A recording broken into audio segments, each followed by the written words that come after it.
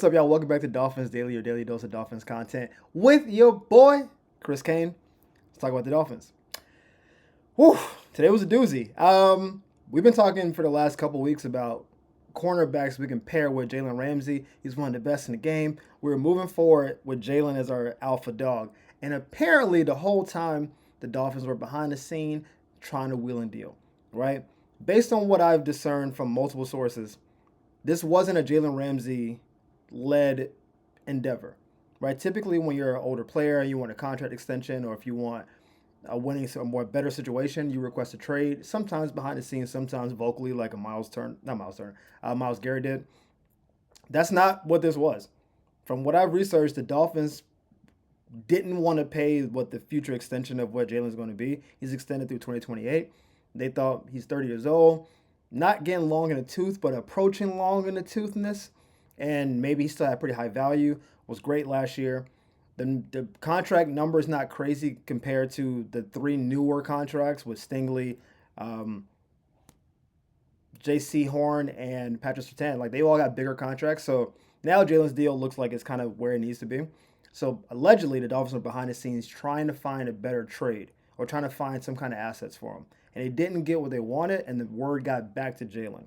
And once the cat's out of the bag, cat's out of the bag, right? If you don't know you're being shopped around, who cares? The minute you know the team was willing to be without you, there's ego involved with it, but there's also that man-to-man conversation of, hey, y'all trying to move me? It's like, yeah, we're trying to find some pieces for you, or they'll do the thing of, no, that's not happening. Don't believe the reports, and then it gets back like, yeah, we're trying to move you. So now the team is, according to reports, working together to find a trade destination. Now, the problem is he has a lot of money owed to him. If you're looking at the last year of your contract, I think a lot of teams would take Jaylen for a 1-year rental, 28, 25 million, whatever. I think they would do that. But if you sign him, you have to pay him out for the next 3 years because this is his current contract. And I don't think a lot of teams want to be married to him into year 33. So I don't believe we're going to get equitable value back for him. And that's kind of a problem because he's good enough to be a starter, borderline all pro. But as a trade piece, the best trade I saw out there was the Vikings for like a 4th-round pick. And just a 4th-round pick, no players, no future picks, that feels low. And again, he's under contract, so we don't have to do anything. We could just make him play. And he's not going to sit out because, you get fined and whatever. So the team doesn't necessarily have to move him. This might be a situation where, the player wants to be moved and you want to do well by the player, so you try your best to move him because he wants to go to a contender too. Jalen's not trying to play for the Jags again. Although when he was there, AFC Championship game. Should have been a Super Bowl. They got robbed. But he doesn't want to get sent to a team that's like a below average team now. Even though those are the teams that have the money. Like the Patriots, I'm sure, would love to give him money. Team him up with Carlton Davis. You got the best DBs in the league. But now you're playing on a bad team, right?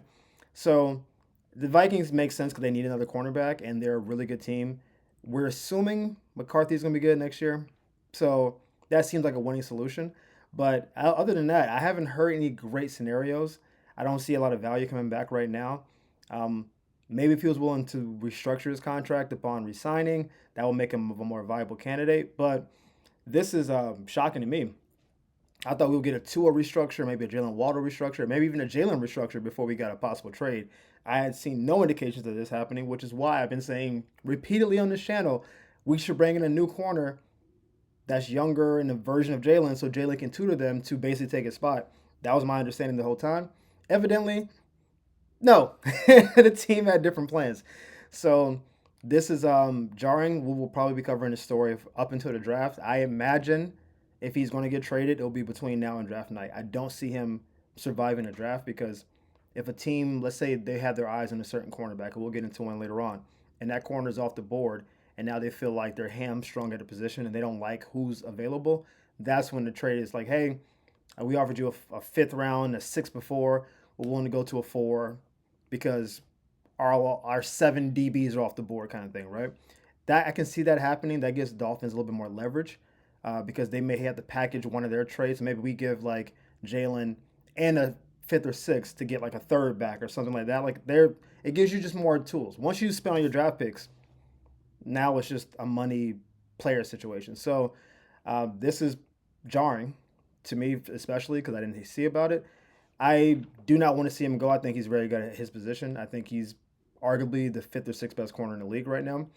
But I get it. A lot of money, older corner. If you can get younger and still be good at the position, that's smart team building.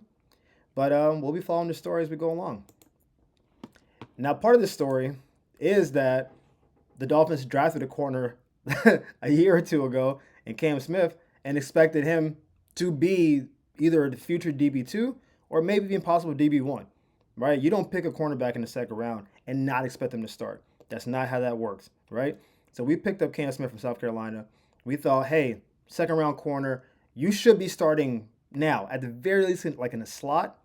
Of course, special teams, because most cornerbacks play both ways. So, hey, special teams fiend, slot at the worst, DB2 at best, and you should be pushing the DB1 guy, right? Hasn't happened. Cam hasn't, he's showing you like a little glimpse. You can see a star in there, or at least a starter. Maybe not a start, I might be a little bit heavy. You can see something in there, but he hasn't been on the field. He hasn't been consistent. I haven't heard anything good about his practice intensity and like acumen. It's been very disappointing. I honestly, the best comp has been how the team talks about Patrick Paul, where I don't hear anything like glowing outside of Teron Armstead. I've never heard anything glowing from the team. It's kind of been like, oh yeah, we'll let Pat compete. It might be the second round pick. Like Cam Smith, all we did last year was bring in Kendall Fuller to do the job that we drafted Cam Smith to do. So obviously, if we're going to pay him $8 million a year while you're a second round pick at the same position, we know he's injury prone. We're bringing him in to do your job. That means that you have not been doing your job.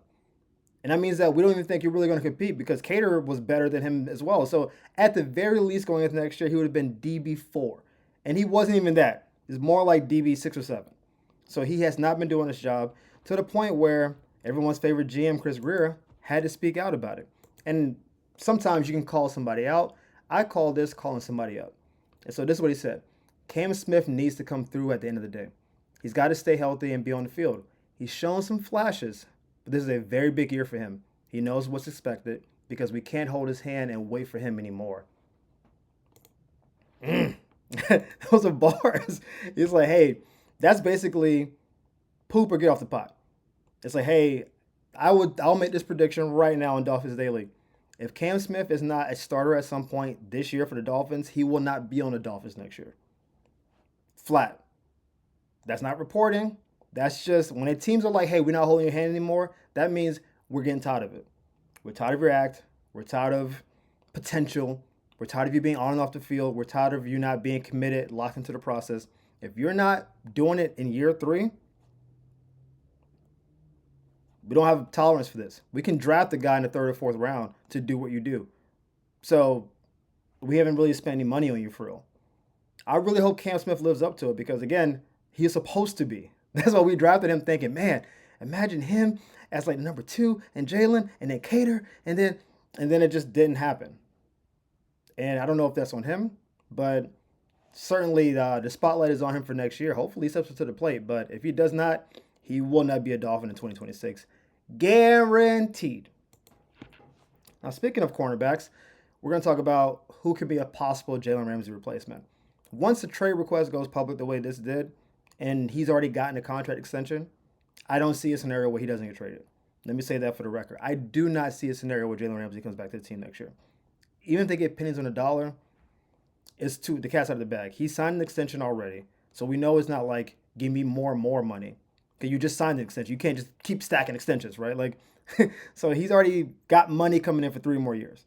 So we know it's not a money play. We know it's not a time on the field play. He plays whatever position he wants. He's blitzing, he's playing monster, he's playing strong safety, cornerback. So if now we're trying to trade you, it's we don't see you in our future plans. So somebody's going to make an offer, or we're going to lower our asking price. I don't believe he'll be on the team day 1. So we need to figure out who's going to replace him. And I don't think we have that person on the roster currently. We could look to the draft, which is why we bring this up. So Siobhan Revelle Jr. is an interesting prospect because he physically looks the part. 6'2", $195, fast, long arms, all the things you want for a cornerback. Here's the issue. He's been very injury prone. He only played 3 games last year. ACL injury. Woof.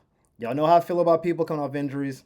Don't love it because that means the season that he's in now, he should be trying to get stronger because he tore his ACL, 9 months ago, 8 months ago. He's just now trying to get back to where he was last year before the year started. And so he's not getting stronger going into the NFL. He's just trying to get back to where he started, which means that even if he plays next year, it probably won't be the best version of him. He won't be the best version of himself until 2 years from now, which is why he's a first round talent, but probably going to be a second round, third round pick. I think his upside is tremendous. Again, good hands, really good size, great ball skills. He's a long strider, which at cornerback is good for deeper throws. It's not great for short throws because you need to be over your feet and choppy to break and then cut and break to the ball. So there are limitations with the way he plays now. And I think part of that is, again, technique. Like he had a COVID shortened season. He missed a lot of games last year. So in the 4 years that he would have played to really showcase his skills, he really only played 2 years of that. So he's maybe more inexperienced than we would like. And again, East Carolina's competition is solid. It's not the elite of elite. So there's some people who wonder, is it a competition that made you as good as you are? Physically, you're the part. But we don't know how good the team is around you. And again, often injury is not great. He is a okay tackler. He's not great with his angles yet, which I think honestly is also part of like lack of playing, because you get rusty when you don't play. Obviously, everyone knows this. And so when you're on the field, you're not necessarily making like the best breaks and cuts. And last year he only played 3 games, so we don't know how he would have progressed throughout the years. We're basically saying from 2 years ago, tape, 3 games of last year tape, and we're trying to extrapolate going forward. So I think he's an interesting prospect. For sure he'll be there in the second round. I don't see a scenario where he isn't. Um, he could be a steal. Again, he's built like Jaylen is, not nearly as polished. If you're willing to take a round two, at worst, early round three grade on him and chance on him, I think he could make it worth your while. I do think we have to be a little bit patient because off an ACL, I'm not expecting him to come on day one and be like what he should be. But he's super athletic. He has a really high grade for athleticism. I think he's top three. Super high grade for potential to start, but he's got to put it all together. He's got the raw tools. Do you want to immediately put him in there and make him guard wide receiver ones in the league? That feels rougher. I imagine if we do that, I would probably go out and get another cornerback in the remaining of free agency if I was going to go this route. But I think he's a talented player, so we'll see if he's on the board for us at that time. But as always, guys, thank you for tuning in to Dolphins Daily. We appreciate it, love, and support. Thank y'all for all y'all do. We'll see you next time on Dolphins Daily. Peace.